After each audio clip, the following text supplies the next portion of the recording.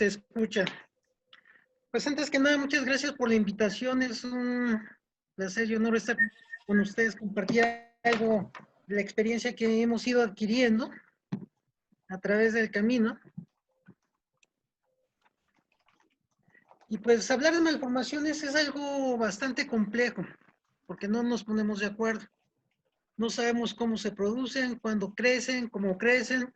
Todos decimos que son errores congénitos de la embriogénesis, que hay factores hay alteraciones en los factores de crecimiento endotelial, hay alteraciones en la proliferación o morfogénesis del lecho vascular y que todo esto ocurre entre la semana 3 y la semana 2. Pero casualmente nunca detectamos in útero las malformaciones vasculares clásicas. La única que prácticamente se detecta es la malformación de la vena de Galeno, que es la única del periodo neonatal. Posteriormente a esto, vemos pocas malformaciones vasculares arteriovenosas, mucho menos cavernomas, no vemos telangiectasias, y prácticamente las estamos viendo conforme crece el niño y cambia la hemodinámica de la circulación intracraneal. Yo creo que todavía falta mucho de investigación porque tal vez en los sangrados de los prematuros pueda haber como subyacente alteraciones vasculares, pero no las diagnosticamos. Ahora, eso es lo que mencionan. En el periodo neonatal no se ven, no las detectamos, casi no sangran y conforme va creciendo el paciente, lo que vemos son las alteraciones en el desarrollo, crisis convulsivas, alteraciones de la conducta, cefaleas, y es cuando nos estamos dando cuenta de que hay alguna alteración. Bueno, en el hospital, desde el 2015 hemos estado participando muy de cerca con el grupo de neurocirugía. Ha sido difícil concretar en un hospital prácticamente general el grupo neuroquirúrgico y enfocado a las malformaciones vasculares. Y esta pantalla que les comparto es de los casos que hemos llevado a la sala de hemodinamia, cómo se han comportado desde el 2015 al 2018. Ya no me dio tiempo de analizar 2019 y lo que va del 2020, porque tuvimos en la institución problemas con los equipamientos y con los insumos para hacer este tipo de procedimientos. Entonces, como ven, prácticamente las malformaciones las hemos ido diagnosticando más o las hemos llevado más frecuentemente en hemodinamia conforme ha pasado el tiempo en el 2015 al 2018. Y van de la mano con los tumores hipervasculares de la cabeza, con las malformaciones vasculares periféricas y muy rara vez vemos malformaciones espinales. En cuanto a la frecuencia de edad en la que hemos visto que se han presentado, en esta tabla prácticamente la mayor número de casos los hemos visto en el grupo de escolar de 6 a 12 años y en los adolescentes, previo a que se vayan migren al hospital de especialidades o una institución de que ve pacientes adultos, porque desgraciadamente dejamos de verlos ya a los 16 años. Entonces así es como se ha comportado la visión en cuanto a llevar a los pacientes al estudio de angiografía diagnóstica. Ya sabemos que las malformaciones pues, las están diagnosticando en base al estudio de resonancia, tomografía computada y la angiotomografía que está muy en boga, sobre todo con los equipos de 64 canales, que nos dan una muy buena representación del aspecto de la estructura morfológica en 3D. La sintomatología ya la discutió mucho el doctor David, ya nos habló de que la importancia del diagnóstico, sobre todo en el paciente agudo, cuando presenta la hemorragia intracraneal y que es un padecimiento de muy alta mortalidad. La parte no hemorrágica es la que nosotros hemos estado viendo en conjunto con el grupo, donde es difícil conjuntar el criterio del médico que referente, que tarda en referir al paciente con cefalea hacia los neurólogos o al grupo de neurocirugía y que estos deciden poder realizar la evaluación diagnóstica mediante los métodos no invasivos como son la tomografía y la resonancia. Una vez con esto, pues ya los llevamos a la sala de angiografía. Esto ya lo discutió mucho David. ¿Cuál es su presentación? ¿Cómo debutan? Y qué momento tratarlos, ¿no? Sobre todo la hemorragia es la que se va a tratar quirúrgicamente en forma aguda o más prontamente. La no hemorrágica es la que puede evaluarse y ver las alternativas de manejo. Sobre todo una vez que la hemos clasificado, la escala de Spessler es la que más usamos porque nos ayuda a evaluar morfológicamente al paciente y ver, determinar cuál sería lo menos agresivo, lo menos o el mejor pronóstico para él. ¿Sí? Y aquí es donde el papel de la tomografía nos va a ayudar a comprender mejor cómo se comporta este tipo de lesiones. La tomografía nos da la ubicación exacta de la anatomía, dónde está, qué estructuras están lesionadas, pero no nos habla de las afluentes ni de la velocidad del flujo y no nos permite diferenciar adecuadamente los aneurismas intranidales. O sea, y eso habitualmente lo estamos viendo ya en los pacientes entre adolescentes y pacientes jóvenes adultos, porque los niños rara vez o son muy resistentes o los padres pocas veces les hacen caso como para llevarlos a estudiar. Nuevamente, en esta tomografía que les muestro, vemos como todos los vasos girales están muy realzados, pero no nos permite diferenciar el comportamiento entre las arterias y la vena y los pedículos que van a participar en el llenado de esta malformación, que por su ubicación puede corresponder a una lesión en el plexo coroide más que a una lesión de parénquima o de la corteza. ¿Dónde las hemos visto que se localizan más frecuentemente en nuestros casos que hemos visto? Bueno, las hemos visto que son más hacia la corteza, que se meten hacia los surcos o predominantemente hacia los plexos coroides, derechos e izquierdos, y que están comprometiendo el flujo hacia la vena de Galeno y hacia la región de los tálamos.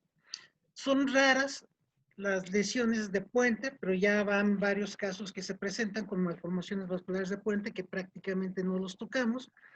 Y hemos visto un grupo de pacientes donde no es difícil definir el comportamiento de la lesión. Es muy extensa, abarca casi todo el hemisferio. Realmente no se ven las fístulas arteriovenosas o las venas ectásicas de drenaje. Y el patrón capilar de la lesión no se ve ectásico, o sea, de todo el parénquima cerebral. Y la angiografía, bueno, nos va a representar las diferentes fases, como lo muestra en esta imagen, la fase arterial temprana, la intermedia y las venosas para localizar las venas de drenaje, poder evaluar su comportamiento. Sin embargo, creo que lo más importante para determinar si el paciente es candidato o no a un abordaje endovascular es ver la secuencia dinámica, cómo se va comportando en el tiempo, para ver cuál de los pedículos es el que más flujo tiene, que más participa en el llenado de la lesión, y sobre todo el aspecto multiplanar para poder delimitarlo y planear el abordaje. Y eso se discute con el grupo de neurocirugía, para que también decidan si en el contexto sería más sencillo o no el abordaje quirúrgico. Teniendo en cuenta que la técnica del abordaje no ha cambiado, sigue siendo la Seldinger clásica que funciona en la arteria. Actualmente está en boga el abordaje venoso para algunos padecimientos, para tratar de sellar desde la parte venosa hacia la parte arterial.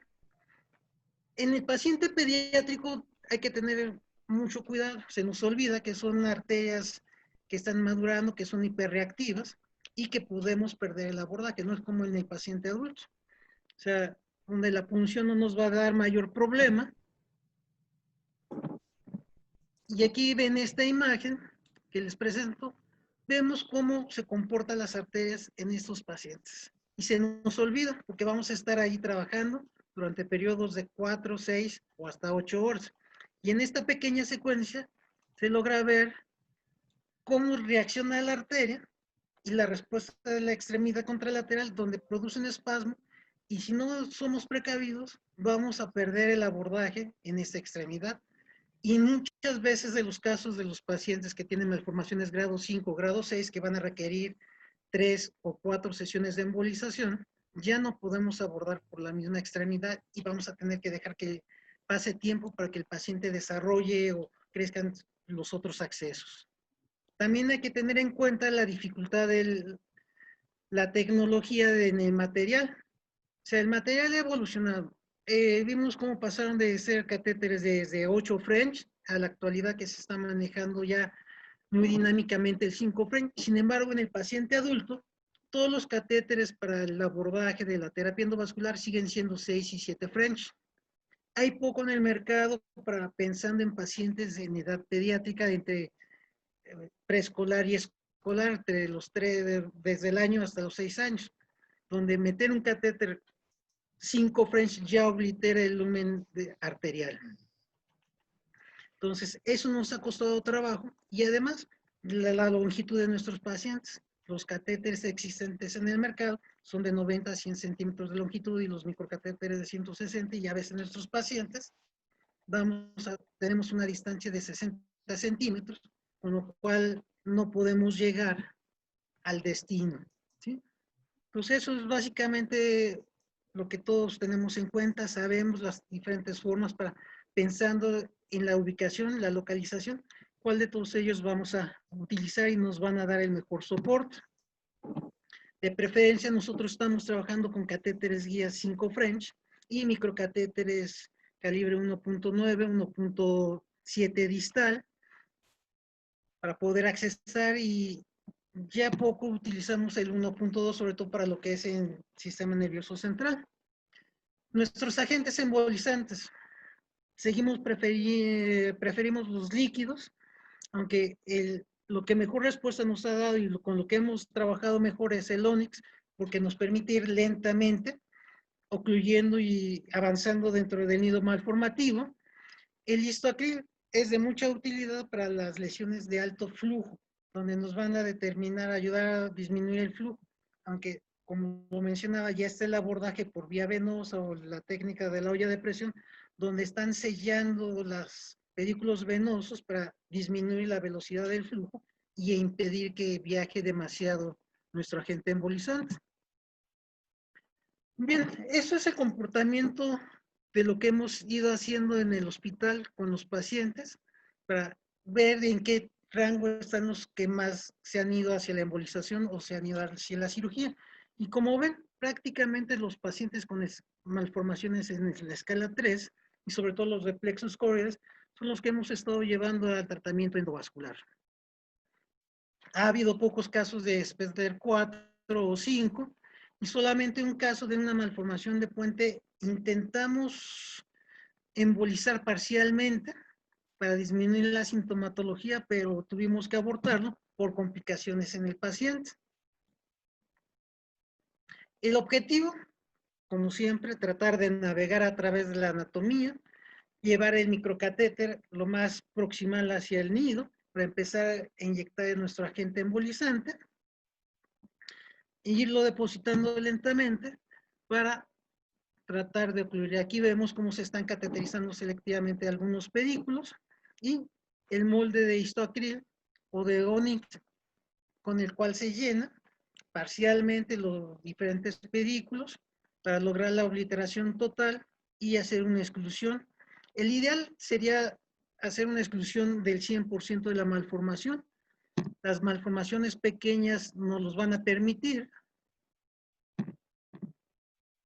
como en el presente caso, que vemos la imagen, que prácticamente el molde del agente embolizante es igual al de la malformación, y en las angiografías de control no vemos remanente o circulación alrededor periférica, no vemos ectasia de los pedículos arteriales, aunque hay la ectasia remanente de los vasos venosos que manejaban alto flujo.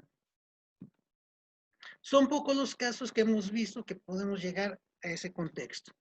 Hay otros casos donde la tomografía nos muestra una malformación compacta, bien definida, clásica, triangular, con base periférica y vértice hacia el centro del parénquima, con una sola vena o dos venas de drenaje que se antojan que pueden ser embolizadas fácilmente, porque al momento de hacer la angiografía, su comportamiento se vuelve más complejo. Ahora resulta que no quieren jalar el video.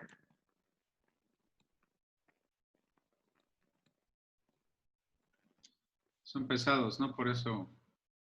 Sí. Ahorita sale. Según los proveedores del de la plática, pero ahí está.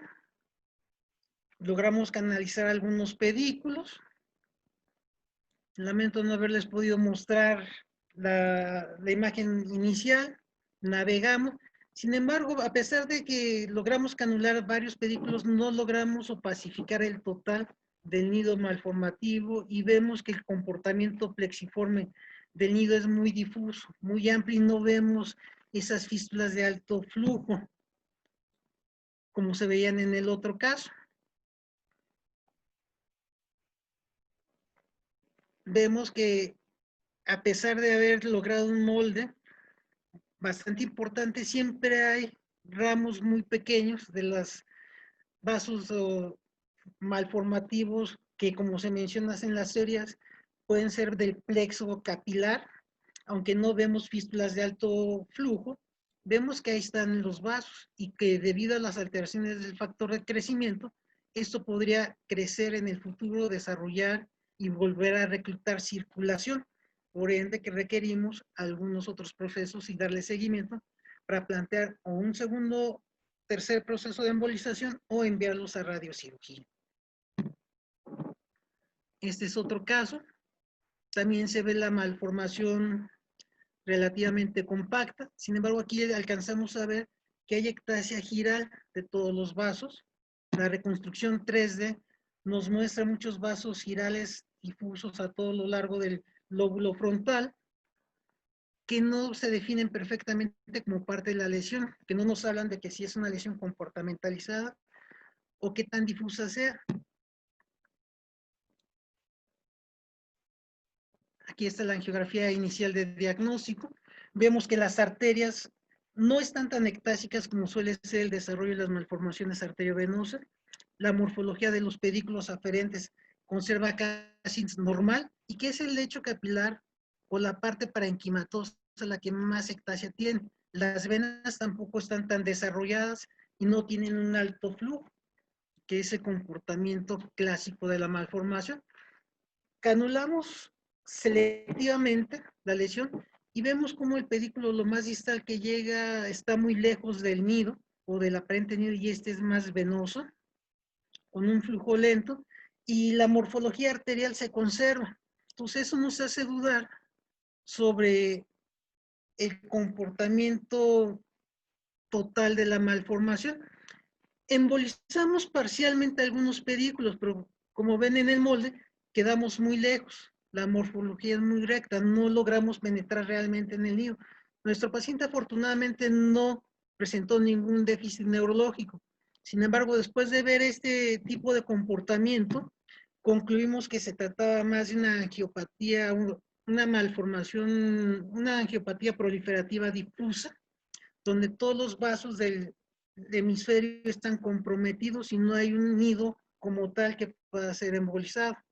Entonces, detuvimos ahí el proceso y lo dejamos a seguimiento para ver qué es el comportamiento del paciente, esperando y determinar si presenta o no déficit neurológico, si nos hace alguna lesión de hiperflujo como serían los aneurismas, y tomar una decisión.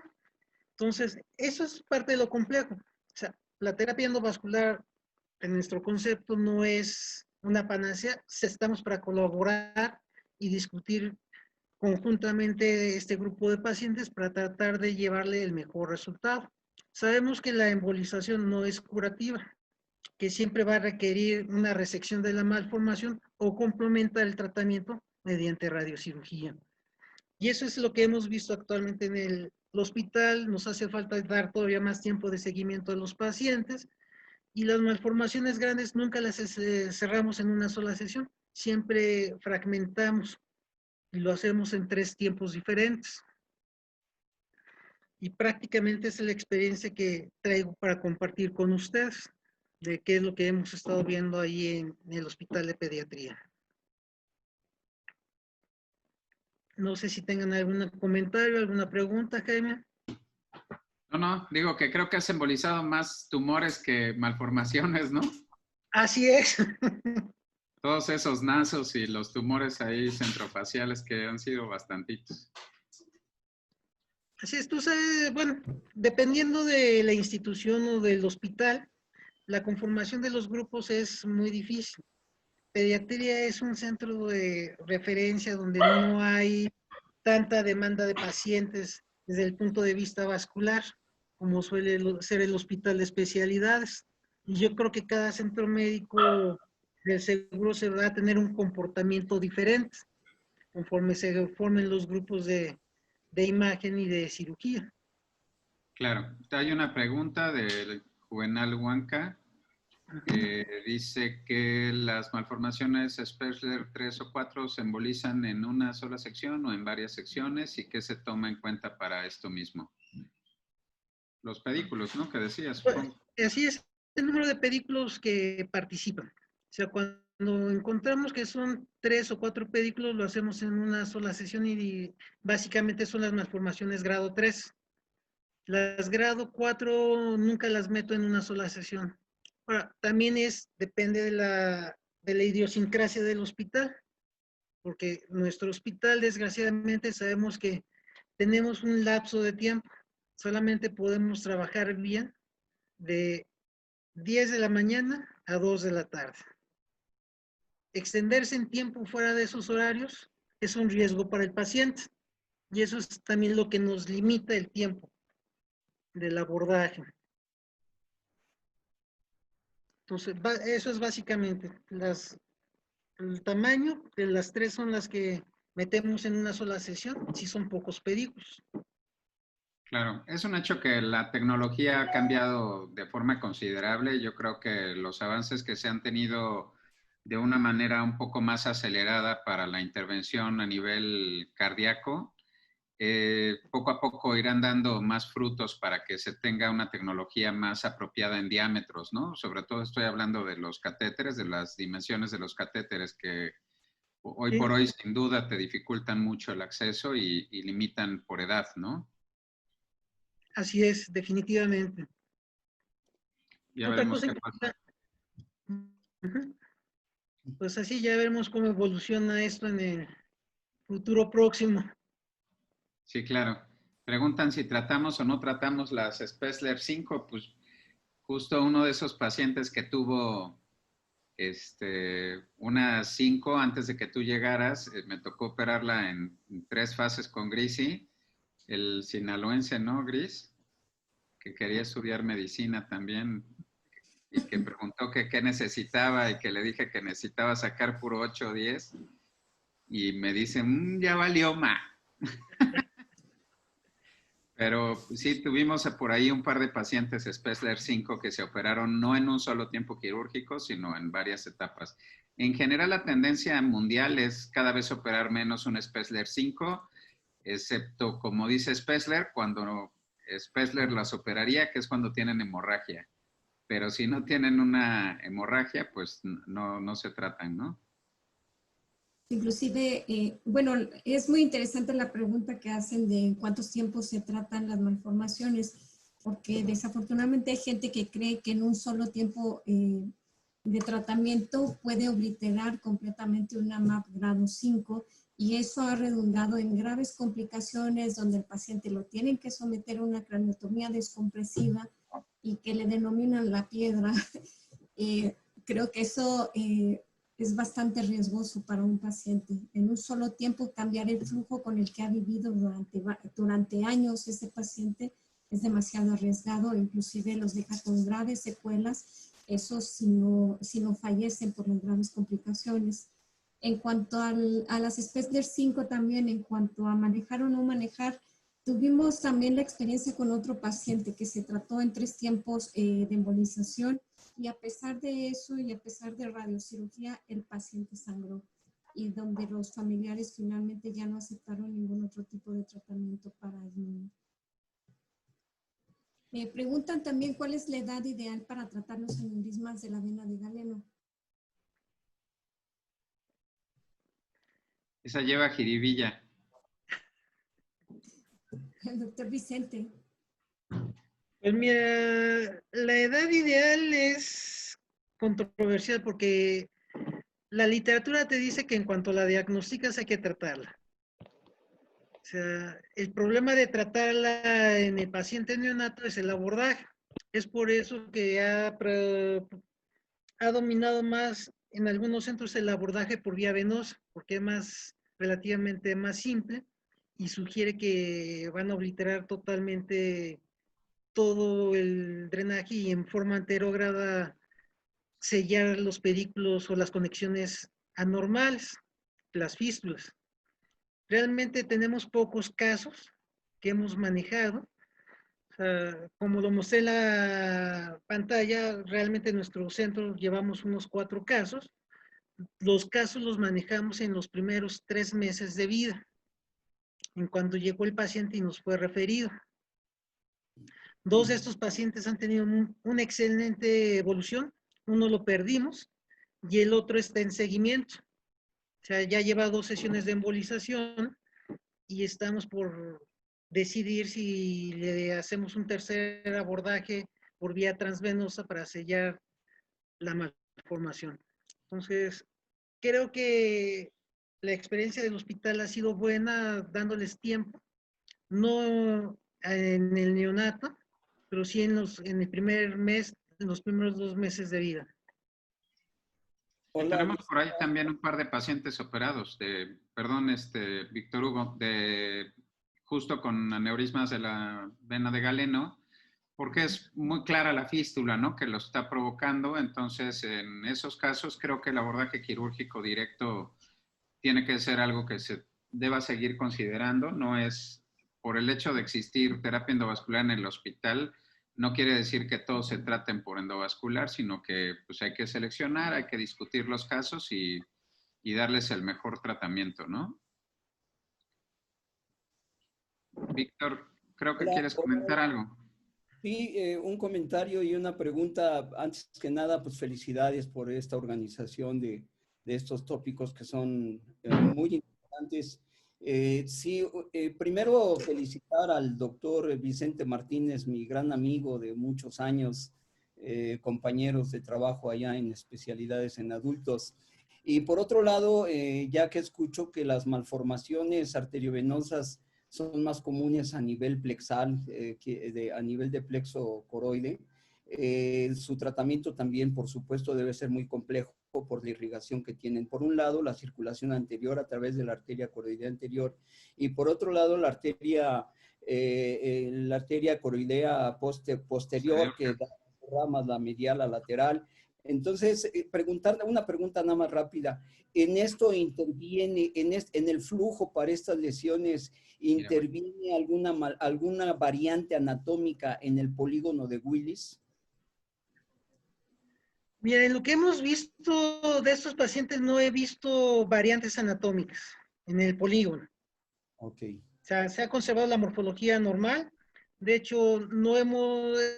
bueno, la variante más común es la persistencia de la circulación tipo fetal, la dependencia, la que está patente la comunicante posterior y que tiene prácticamente el mismo diámetro que la vertebral, digo, la cerebral posterior. De hecho, hemos podido accesar a las coroides posteriores a través de comunicantes del sistema carotídeo. Ok, ok. Esa era la pregunta. Gracias, Vicente. Felicidades. No de nada, Víctor Hugo. Saludos, gracias por estar aquí, Víctor. Al contrario, gracias a ustedes y nuevamente felicidades. Estos foros son increíbles. Sí, la verdad son bonitos. Muy bien, aquí hay una pregunta para cavernomas familiares múltiples. ¿Cuál es la consideración